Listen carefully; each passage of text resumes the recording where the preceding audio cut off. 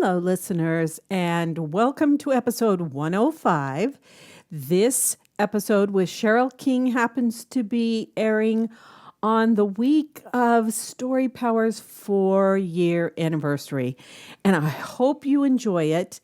I also hope that you will go and check out her books because I loved them and she makes some other really great recommendations.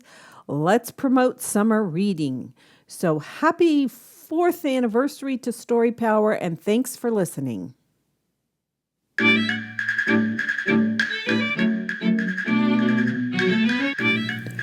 Welcome to Story Power, a bi-monthly podcast where my guests and I chat about stories and creativity in all different styles and formats. My name is Lucinda Sage-Midgorden, and my goal is to promote what Dale Carnegie stated in his famous book, How to Win Friends and Influence People. He said, instead of condemning people, let's try to understand them. Let's try to figure out why they do what they do. That's a lot more profitable and intriguing than criticism, and it breeds sympathy, tolerance, and kindness. To know all is to forgive all. It's my firm belief that the goal of most creative people is to try to understand themselves and others. That's what makes artwork of all kinds so compelling. But more than that, the personal stories of my guests promote understanding as well. Roger C. Schenck, a cognitive scientist, said, human beings are not ideally set up to understand logic. They are ideally set up to understand stories. It's my hope that Story Power will help us understand each other better by sharing the stories of my guests.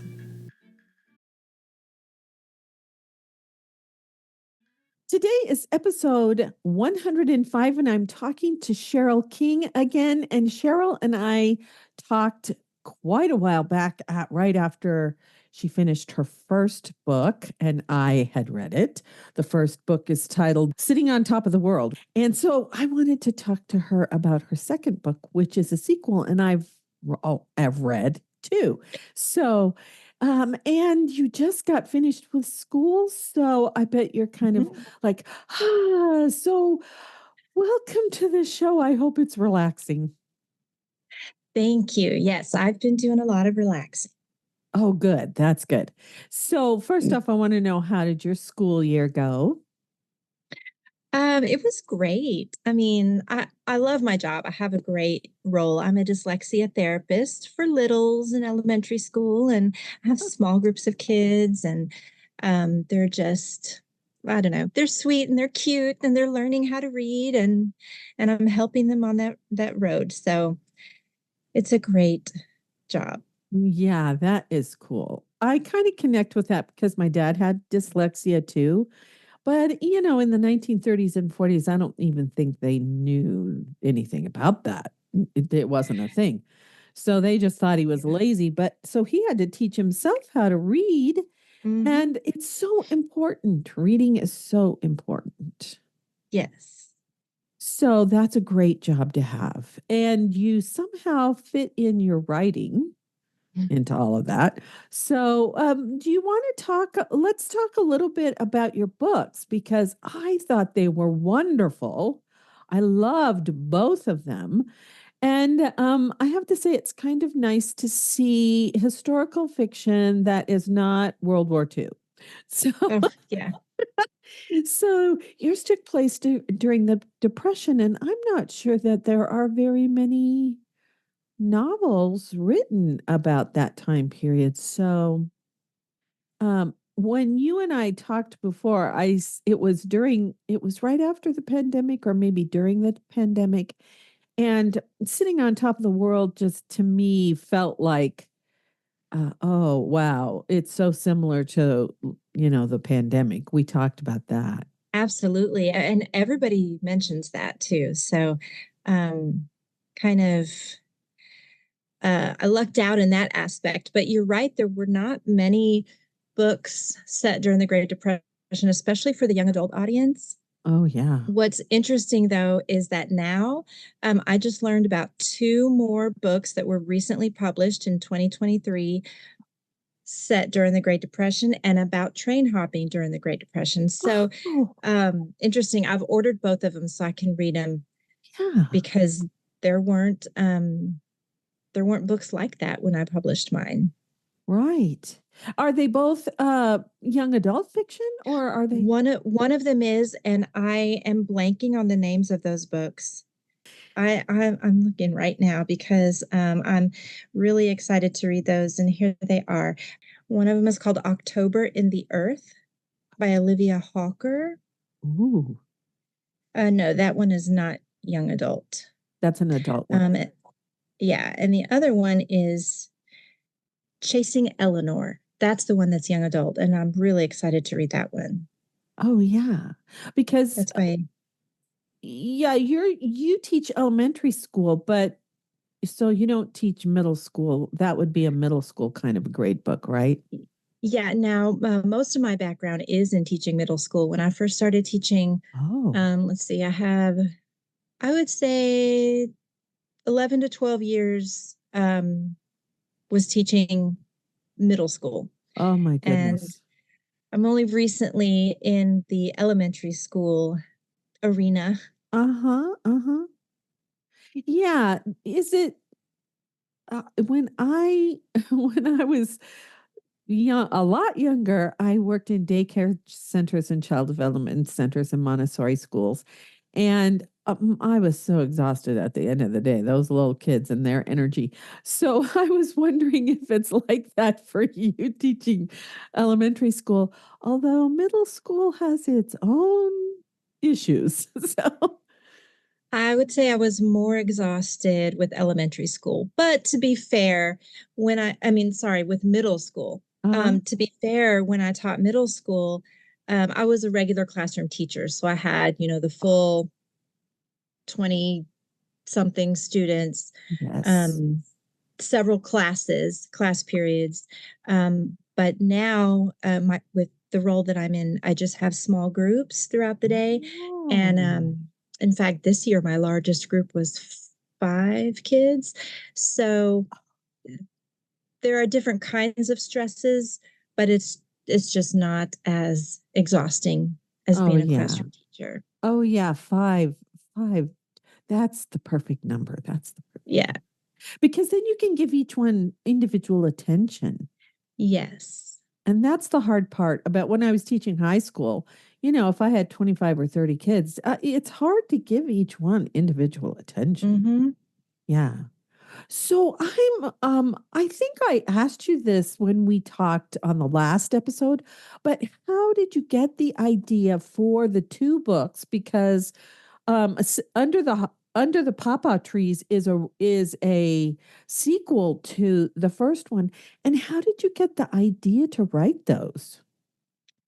Well, the first one came about when I was trying to come up with an idea for a 1,000 word flash fiction story. I like to do these writing contests, Oh, that's right. um, and there are so many of them that I am kind of addicted to now. Um, and in one of them, they give you a genre and then they give you a specific character or setting or action and things like that have to take place in your story. Hmm. And at that time, that was several years ago, when I first started doing the writing contest, I would say that was 2000, 2017, maybe. Uh-huh. Uh-huh. Um, and that was before I really had fallen in love with historical fiction. And so when I was thinking about what would I write if I got the genre historical fiction? Because Oh. that was the genre that I feared. Oh my gosh, I won't be able to do that. That's too hard, especially in Mhm. 1,000 words. That's a very Mhm. short piece. Mhm. And so I started thinking about which historical era was most interesting to me. And Mhm. I landed on the Great Depression because um, I had read, because I taught middle school for so long, I Mhm. had read Bud Not Buddy, and that was set during the Great Depression. And that's more of a middle grade Mhm. Mhm. to young teen book. And I don't know, there are just so many things about the 30s that were interesting to me. So I Mhm. thought, okay, that's when I would set my story. And then I started thinking about what kind of characters I would have or what kind of conflicts I would have. And I had read an article about train hopping during the Great Depression, and that fascinated me. Oh, yeah. There was a whole, train hopping culture. Uh-huh. And that's how I got the idea for the first one. I just started thinking, okay, what if I had a young girl who had to go train hopping, which would have been pretty dangerous Mhm. at the time. Well, it was dangerous for anybody, but for a girl at that time in history, I started thinking, well, she would have to probably disguise herself as a boy, just to add a little bit of layer of protection for herself. Yeah. So um, I just started writing that story in my head.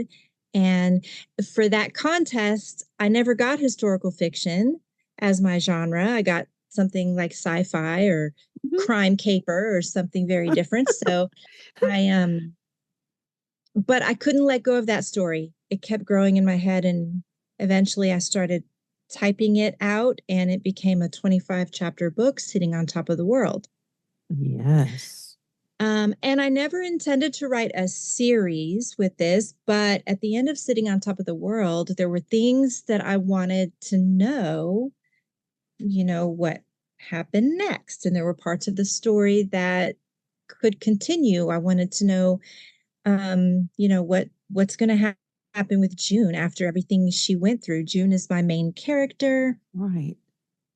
And at the end of Sitting on Top of the World, she had some tragedies in her family. She had lost her Mhm. brother and her father. So here it was just her and her mom trying to make ends meet during the Great Depression after their tragedies, and so I wanted to explore that more. And then I started thinking, um all of June's tragedies came about because of Paul, at least in her mind. Mhm. Paul was the railroad police officer, Mhm. or as they called them, the railroad bull, Oh, yeah. who she believes killed her brother. And that was kind of a contagion of events that led to other tragedies in her life. So I thought, all right, the first line of the sequel is going to be the first time I thought about killing Paul, da da da da da. I Yeah. eventually, Uh-huh. and so that is the first line of Under the Pawpaw Trees. Is the first time I thought about killing Paul. I was sitting out under the pawpaw trees on Josie and Daddy's graves. And so I started out that sequel. Her main goal was to get revenge. And Mhm. she had it in her mind that she was going to hunt him down and make him pay for what he's done to her and her family. So that's how it starts. But of course, everything is not always as it seems. She learns some things. She learns some truths about what happened the day Josie got beat up on the rails. Mhm. I'm sorry, my cat is meowing at my I door right couldn't now. hear it. I couldn't hear it. Okay, he's very needy. So yeah, and it just the rest really wrote itself. That book. Yeah. That was one of the things I really loved about it was the progression of course she would want revenge because she idolized her brother. And then Mm-hmm. as the story goes along and she learns things about her brother and as she learns things about the day that he was beat up and the it was one of his, companions, I think, who came and kinda helped fill in some more blanks. I can't remember Mm-hmm. his name, though. What was his name? His name is Pate. Oh, yes, Pete. It's been quite a while since I read the book. But I loved the progression of it. I also loved that uh, June and her mom learned to, they were making, her mom was making remedies and Mhm. selling them, and that helped save the farm. That was one of the things that helped save the farm. And, I shortly after I read it, or maybe it was 3 or 4 months after I read your book, I saw something about pawpaw fruit. Mhm. I grew up in the Pacific Northwest. We don't have pawpaw trees there. And of course we don't have them in Arizona either. So I was like, oh, I think I would like to try that fruit at some point. I would And too. I never have either. And the only reason that pawpaw trees play a role in my books is because mhm, when I was writing the first one, I was doing research about Maynardville, Tennessee, and just the Tennessee all right. area. And one of the things I found was one of the most common trees in that area was the pawpaw tree. Pawpaw tree. Ah.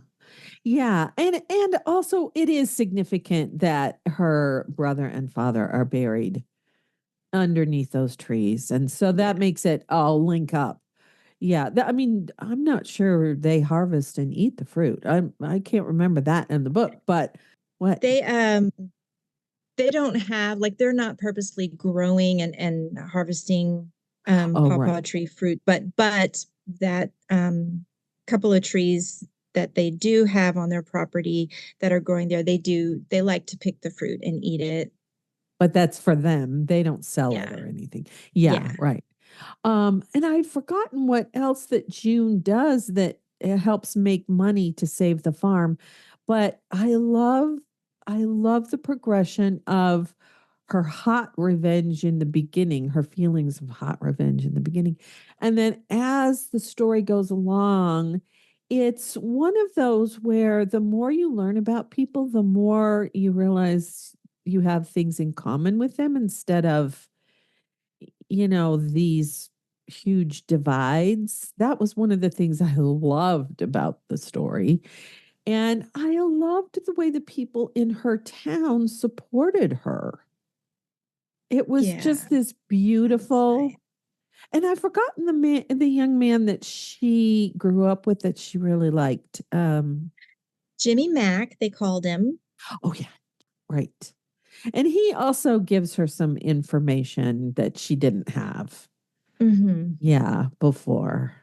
So it's kind of interesting. We think we know people, and then sometimes when they die, we find out things about them that we never knew before. Yes. And she definitely did learn some things that she had never seen. And then she has a hard time believing it when she Hmm. starts to learn these things. Um, Yeah. but one thing I really tried to do in the sequel is have some humor and some uplifting and some happy moments. I wanted there to be a nice, big, happy ending because Yes. there's so much depression in the Great Yes. Depression, and Oh, yeah. especially in the first book.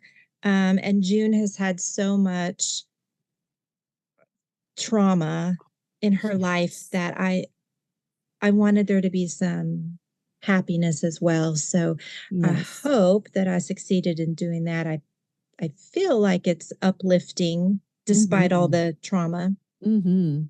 Yeah, and some of the people she meets when she's train hopping again the second time, like the woman, it seems like there was a woman with a child or two children that she met that Hmm. affected her in a really, I thought it was a positive way, if I can remember correctly. It was. It didn't start out positive, but then it Right. became positive. And that's one thing that I like about how the story ended up is this theme of how all the people in your life that you touch and they touch you, and it's meaningful. People are put in your path for a reason, and she really learns that and relishes the interactions that she Mhm. has had with people. Yeah. Yes, because I mean, when we go through really hard times, like these last few years they're not economically depressed necessarily, but wow, we've all been through it. So that was the thing that I could connect with your books. And then, yeah, you're right. We need to find something that's uh, uplifting and connections that we can make with people that are positive. And, it's so great that the townspeople are there for her. I just think that's Yeah. so, I love that. I love that they're there for her because she has more tragedy in this book too. Yeah. Hmm. Which we don't need to give spoilers because we want people to read. No, yeah, I don't want to spoil it. But I just thought, I loved it. And I wanted to talk to you as soon as I finished it. But of course, you were very, very busy. And so I'm glad now that we get to talk a little bit about that book because both of them are just, I think they're fantastic. And I'm hoping that people will go out and buy them because even though you wrote them for like young adult, I think young adult fiction that deals with really hard, difficult issues is for everyone. It's not just for young people. So, My mom would agree. She says all her friends, my mom's 73, all her friends love it. So, yeah, and I have gotten good reviews from people of all ages, not just my mom, but other people, yeah. strangers even. Yeah, that's cool. That is so cool. Well, I think I wrote reviews for it for them, but I'll go make sure because I just thought they were great. So Thank you. now you've got a couple of months maybe off, and you said that you're writing a very different book now, and so I wanted to hear about that. Okay. Well, so it's in the very early stages, but and I honestly don't remember how I came up with this idea, but I just started building this kind of futuristic world and it's going to be for a teen audience again, Mhm. but it will not be historical fiction. It's more of sort of dystopian, but heavily time travel. And Oh. what I have so far is a main character named Honest, and she is living in a future world. And then, I think COVID may have inspired some of the ideas I have about this future world because it's everything they do and kind of all the rules that they have to follow and everything Uh-huh. were put into place because of a pandemic. So Mhm. yeah. Anyway, and then I have it's going to be a dual point of view Uh-huh. book, and so the other main character is a boy named Darren who lives in our 20. When I started writing it, it's 2022, Uh-huh. and he is going to accidentally find himself in 2222 with Oh. in Honest's time. Oh. And so I've just been I only have a few chapters written. I'm making them really short chapters. That's one thing I did with Under the Pawpaw Trees that was a little different from Sitting on Top of the World is I made the chapters shorter. Mhm. Because when I read, I prefer shorter chapters because I don't want to put down the book in the middle of a chapter. I want to Right. finish the whole chapter.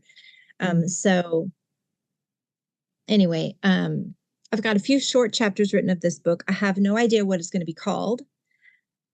Even at this point, I don't even know what major things are going to happen other than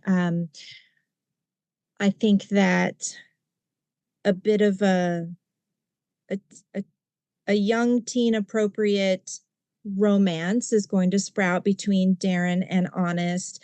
And at the end, she's going to need to decide, or she's going to have the dilemma of he's got to go back to his time. Do I go with him or do I stay here? Does he stay here with me? How is Mhm. that going to affect the whole time continuum?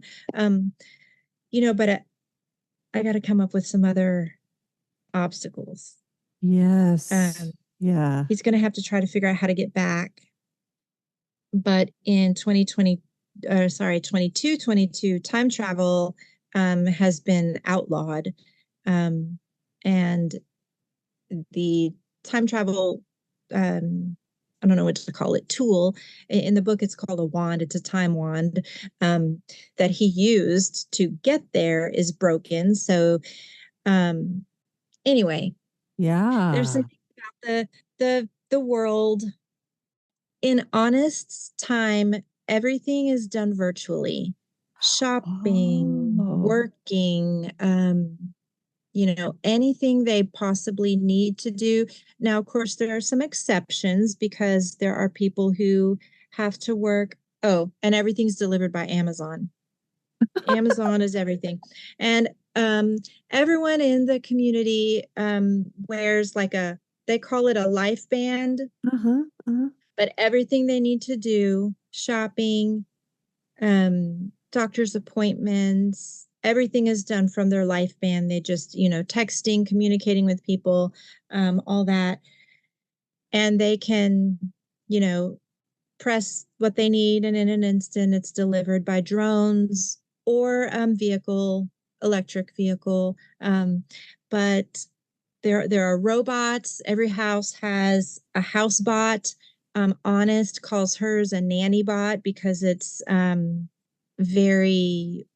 helicopter parent kind of thing. Mm-hmm.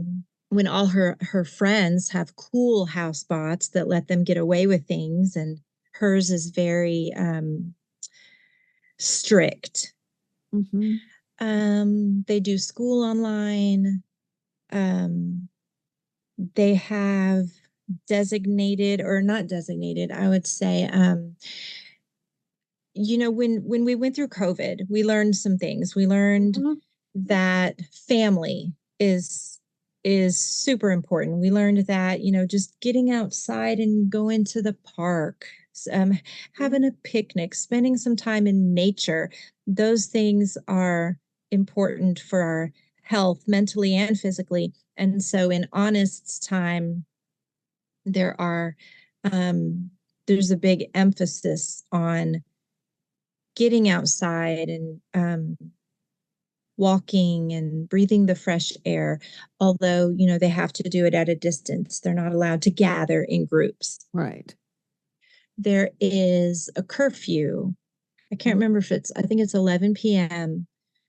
And at the curfew time, all electricity, except to like hospitals or Mm-hmm. essential places, all electricity, it goes dark. Uh-huh. Um, and that's to save electricity, to replenish the electricity that was used. I Wow. don't know. That's And I don't know how much of this is going to stay in the book. This is all like for my brainstorming about what this world is going to be like, because of mm-hmm. course there are going to be flaws with every idea that I've had. There, I've got to think of, well, but what about this case? What about this? What about, Right. what about the hospitals? Um, you know, but then I also have to think, this is for teenagers. How much detail about the inner workings and of government and of how much of that do they really need to know? Uh-huh. I want them to be immersed in Honest's world, but I don't need to spell it all out in diagrams. So Right. um Uh-huh. yeah, so I have a lot of work to do on that, but That sounds fun though. it is it's different from what I've written in the past. So we shall see. And it sounds like you've already thought of a whole lot of the world building part of it. So wow, that sounds exciting. Yeah, and isn't that how it works? 90% of writing is just thinking about Right. all of it. Right. Yeah, right. Yes. And some people really plot it all out. I'm not one of those people. I don't plot it all out. But I do have like a notebook. Here's my I hand write things. Here's my notebook for my Oh, wow. current novel that I'm working on. And yeah, my research is in there, and some people say, "Oh, that's so old-fashioned," but I get a lot out of writing by hand. So that's why I do it. I do it that way. Yeah. Yeah. But oh wow, that's exciting. So I'm assuming you're going to be working on that during your break. That was the plan. And that is the plan. Have I started yet? No. I'm doing all these writing contests that are so much fun.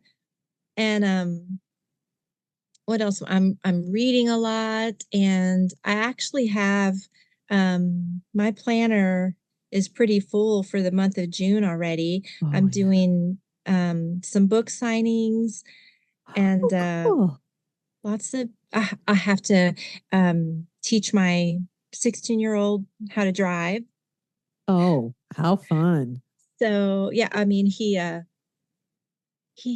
he did not pass his first driving test, and he's not in any hurry to get back on that horse, but you know we've got to Mhm. do this so he can get a job. So I have a Yes. busy couple months ahead. Yes, sounds like it. Sounds like it. Yeah. When you're teaching, do you write like for a little bit in the morning before you leave or on the weekends or maybe in the evening after dinner or On weekends and in the evenings. Morning, listen, I'm lucky to get out of bed. I have to wake up at 5:20.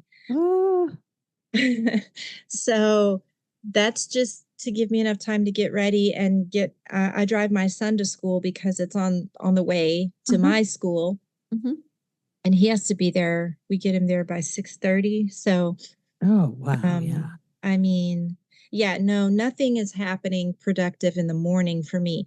But after school, um, on weekends, yeah. Yeah. Do you have a little bit of time before you have to do the evening activities like fix dinner and you have a little bit of time between school and then? Oh yeah, yeah, I do have a little Okay, time. good. Yeah. So good. So if you don't have a big block of time during the summer, you'll still be writing. You'll still be working on it. Yes. Yes. Well, And sorry to no. I just another thing that I write is my monthly newsletter. Oh, So yeah, there's always something, whether it's mhm. a contest or working on my newsletter Uh-huh. or trying to write this book. There's always something. Right. Yeah. Now that's exciting that you're having some book signings. Is it for Under the Pawpaw Trees? Both. So I ended up joining a an organization called Authors in Grocery Stores. And Oh, they operate in several states, Texas included. I couldn't tell you all the states they operate in right now, but they team up with in my area it's Kroger stores, uh-huh. and so my books are in their system, so I can go to the Kroger store, set up my table, and I can sell and sign books. They check out at the cashier Uh-huh. at Kroger, and then a couple weeks later I get a check in the mail from the Authors and Grocery Stores program. um, and I get, I don't remember if it's like 60 something percent of Uh-huh. that sale, but just one time at a grocery store has paid for the yearly membership fee to be in the Authors and Grocery Stores program. So yeah, it's been great doing That those. is I cool. I started doing them when I first started. I was doing them like almost every weekend, but started to get a little burnt out. So this summer I only have one more left this summer in July, and then Mhm. I need to make my schedule for the fall and winter. Oh, wow. That is cool. We have Kroger here too. So, oh, I love it. Authors in grocery stores. Oh, it's great. That's so great. What a wonderful way to sell your book. It is because I mean, at first I thought, well, that is so weird. Like, no one's going to expect, a book signing to be taking place in front of the chips aisle um, in Kroger. But I have met so many interesting people. I um, I don't know if you read about this man. He was an author who was doing a Kroger book signing, and I guess he was just kind of falling asleep at his chair at his table. And a TikTok influencer happened upon him and took video with him. And then that author's books went, he became a Wow. bestseller instantly. Um, well, the last signing I did at a Kroger, I actually sold my book to the first book to that man's daughter. Oh, Because we wow. started talking and she mentioned her dad's an author too, and she mentioned his name and I looked it up and that was him. So it's a small world of, the people you run into and the conversations that you get to have with people. Mhm. And I mean, it's been a lot of fun. Oh, wow. That does sound fun. I may have to consider that when I have my second one finished. Yeah. That's great. So you said you've been reading a lot of books. What have you been reading? Well, the most recent book that is now like one of my absolute favorites was The Paris Library. Oh. And that was set during World War II, but Mhm. it was really good. It's about a woman in France working at the American Library in Paris. And what I loved about that book is that she's just this huge book nerd, which I related to immediately. Um, Within the Yeah. first 8 pages, I was like, oh my gosh, I have found my people. And when the Nazi occupation of France starts to happen, Mhm. she teams up with the others at her library to help deliver books to Jewish people and other persecuted people in France. And it's just, I really love that book. That's And cool. I also recently read The Silent Patient, which I had read mixed reviews on. I loved it. It was a page turner for me. I was Mhm. like, and I was blown away at the ending. I was not expecting the twist that happened. So I was like, whoo, okay. And then right now I'm reading a book called The Project by Courtney Summers. And it's good. It's been keeping me up, wanting to know what happened next. Mhm. Mhm. Yeah, I like those kind of books.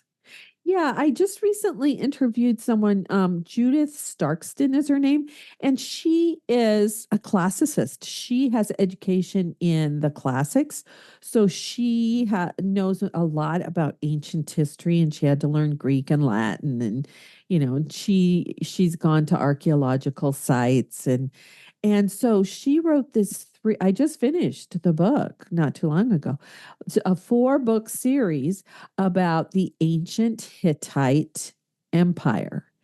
And it's at the same this the series takes place at the same time that Ramses II is pharaoh.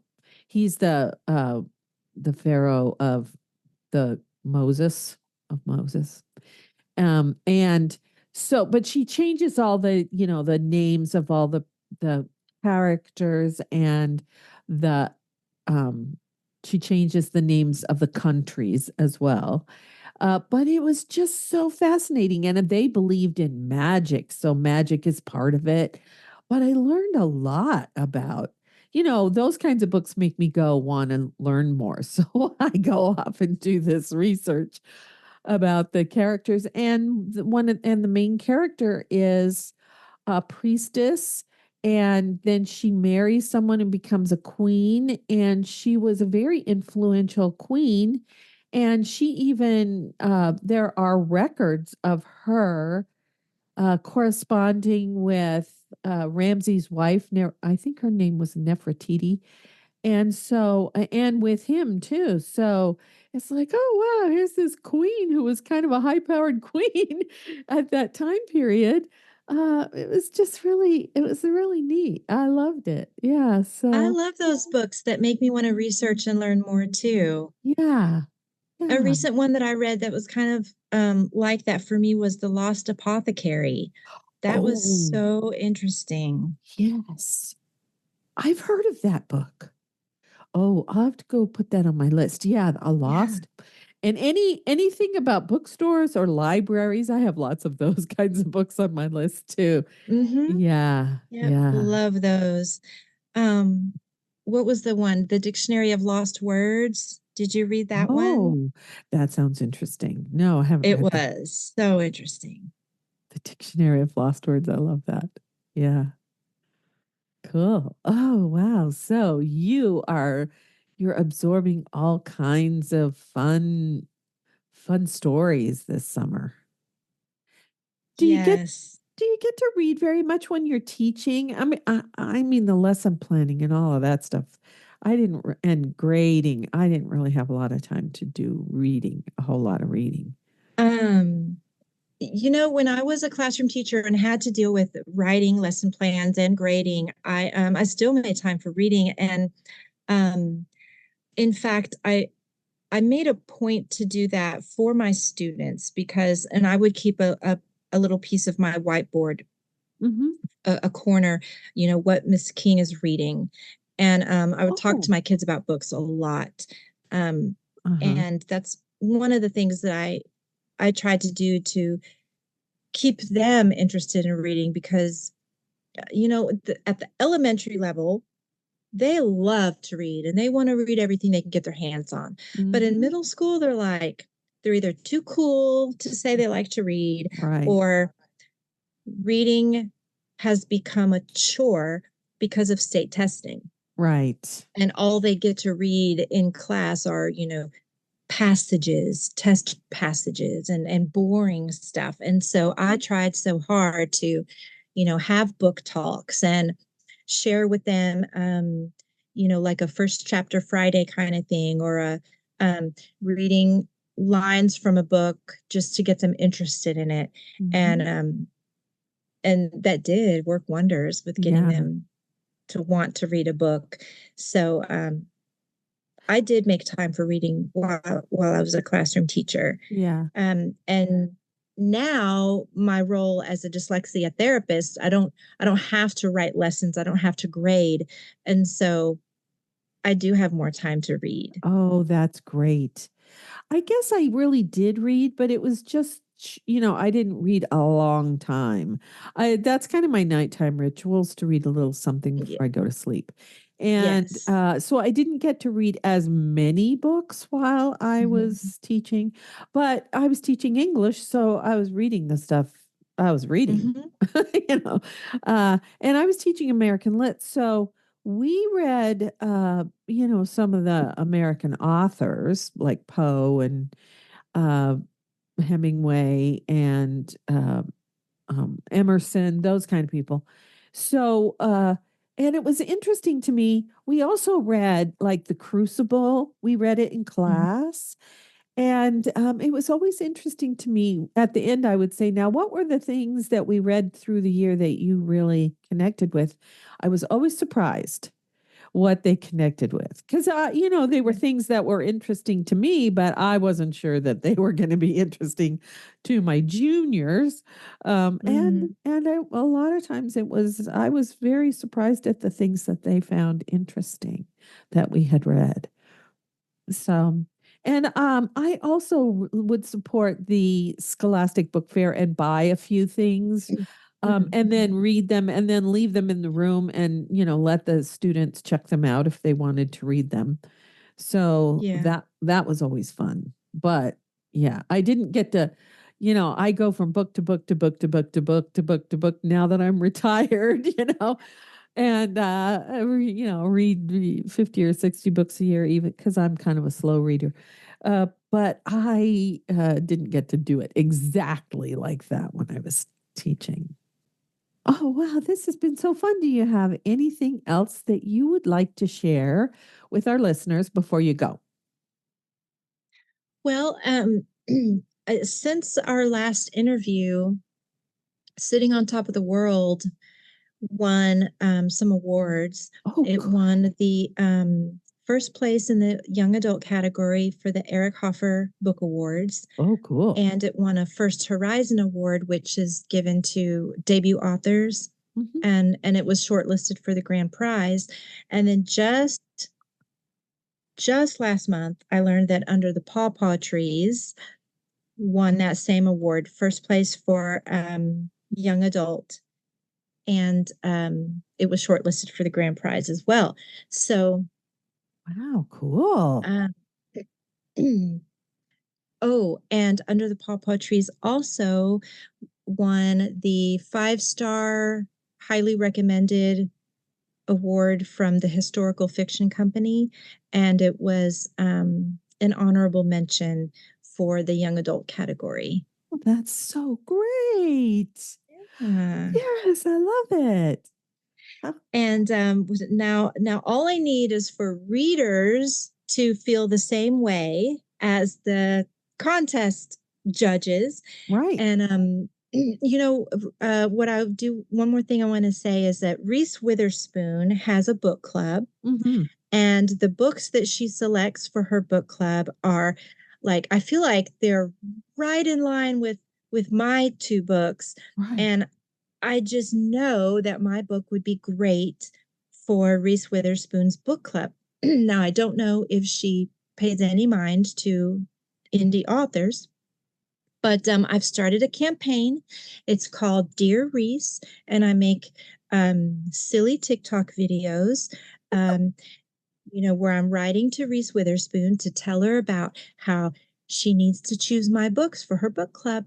And so I I'm love it. just hoping that someday she'll see that and she'll go, maybe I will check those books out, and then she'll love them, and Yes. then they'll be in Reese's book club.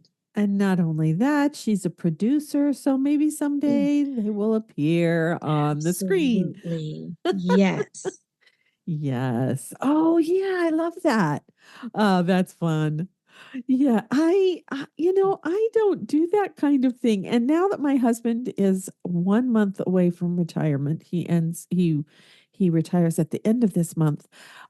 He's going to help me with some of that, some of the Yeah. marketing thing. But I have so many balls in the air. I have to figure out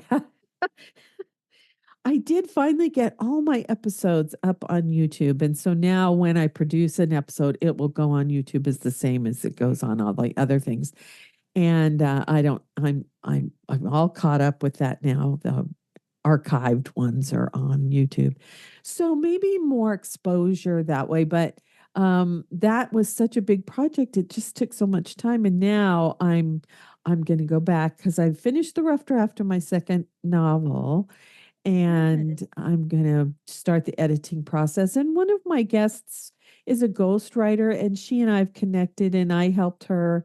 She also writes novels. I read her novel, and then she somehow, she doesn't know how, some producer found out about her and read her book and loved it. And so she wrote the screenplay. So I wrote the screenplay and made comments on that as well. Now, who knows if they'll ever sell the screenplay, but she's gonna help me by reading my book and giving me Well, that's comments. good. Yeah, Yes. I think my books would be great as either a movie or a Netflix series. Oh, I think so too. Yes, because I think unfortunately the Great Depression is sort of a like a black hole. We don't get a lot of stories about that, except for Yeah. the Grapes of Wrath, which almost everybody. I don't know why I didn't have to read it in high school, Mhm. but yeah. So it'd be nice to have some other books and movies about that time period because in a way, they're so relevant to what's happening now. Yep. Yeah. Oh, Cheryl, I'm so glad we got back together again. Thank Me you so too. much. Thank you. Thank you for inviting me.